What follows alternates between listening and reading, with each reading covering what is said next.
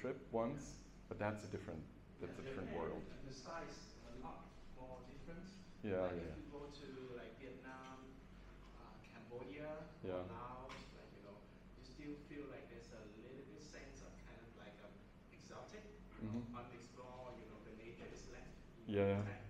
Japan, everything is very well cultivated, so you don't feel that kind of sense anymore.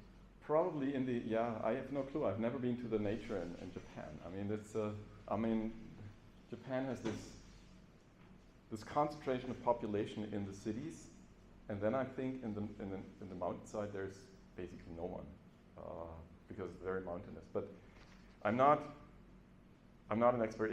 Just to be frank, it's also interesting to walk around and see how people here and in all other countries, how people treat each other. How people, right? How do families interact? And this is and I think that generally, I have a lot of respect for Vietnam because people are so. Generally, I feel respectful towards each other. That's my maybe superficial impression. You don't have that. Yeah, I was very impressed, and I'm still am.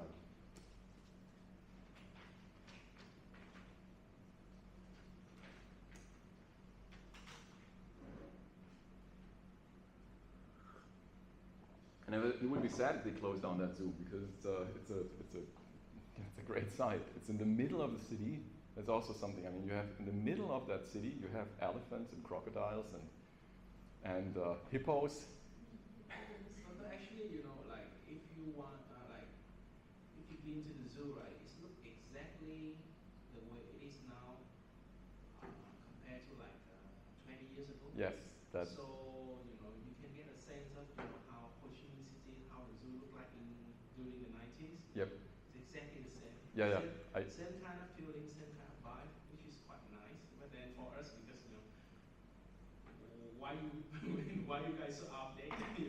Nothing new. That's why people like for locals, right? We don't normally go to the zoo anymore. Mm-hmm. But then maybe for tourists and for Yeah. foreigners, then Yeah. quite interesting. Yeah, I mean, it's would I rather be a tiger in the Saigon Zoo or in the Stuttgart Zoo? I don't know, right? In the Stuttgart Zoo, it's modern, right? And there's lots of veterinaries looking after me, but it's basically I have to be kept out of fresh air because it's so cold. And in Ho Chi Minh City, I just, it's a zoo that looks like in the 90s, that's right. But I'm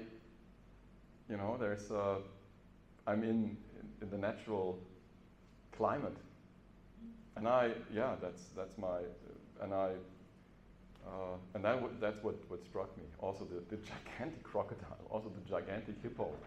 I mean, there was a guy feeding that hippo in the afternoon, which probably in Germany would be forbidden. Because hippos are super dangerous. I mean, if they pull you under the water, they can kill you in about 5 seconds. And they do, actually. I had a friend who went to Africa, and the boat she was in she was seriously attacked by a hippo. She survived, but it was a major thing. So there was this guy just sitting, and the hippo we're talking about a head the size of this table. And the hippo was coming out, opening this gigantic mouth and getting the food.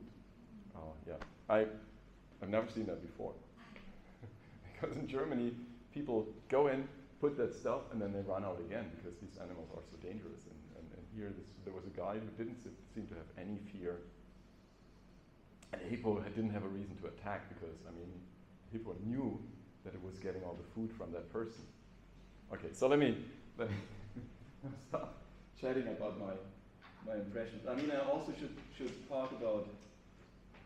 I should also talk about the historical museum, which was great because it tells you how heterogeneous Vietnamese population is, which is not surprising because you have you're a country that that is usually I say Vietnam looks a bit like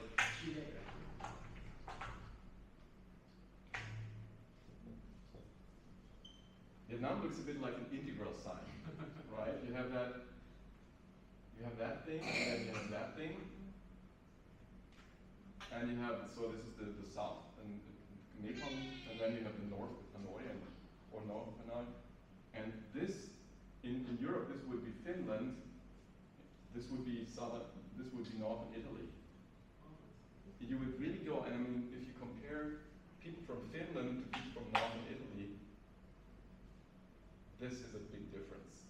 And so it's not surprising that Hanoi, that Vietnam is so heterogeneous. And I learned a lot about the history, and there's beautiful artifacts from different periods.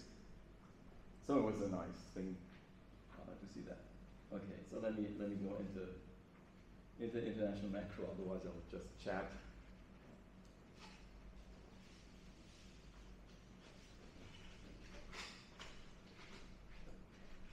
And I'll put on the microphone in a second.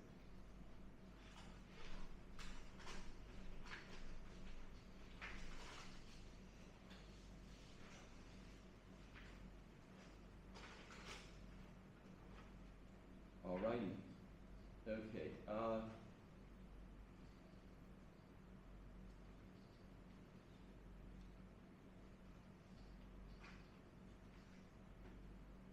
So we're talking about. Okay, let me go back to the start of the presentation, and let me switch on the projector. And I even have a laser pointer, which is cool.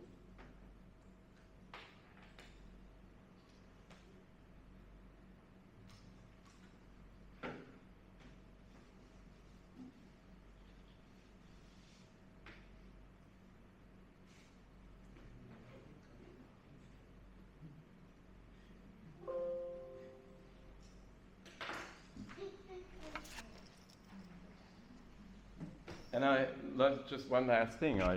When I was about to board the bus, I was addressed by a person who said, "Who are you? What are you doing here? Where are you going?"